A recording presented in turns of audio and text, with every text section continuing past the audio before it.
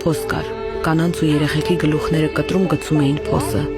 ինձ էլ զարկեցին, ընկա, բայց զգում եմ, որ կենդանի եմ, արյունի հոտը աշխարհ էր բռնել, դիակների տակն էի արյունների մեջ,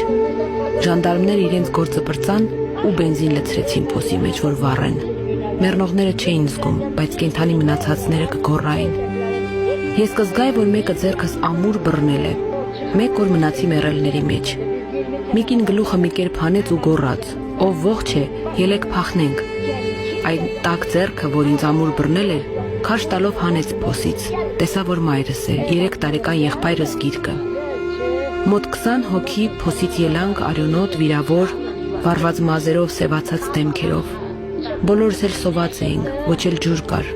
գնում էինք օրերով, չգիտեինք թե ուր, գիշերը քայլում էինք, ցերեկը թաքնվում,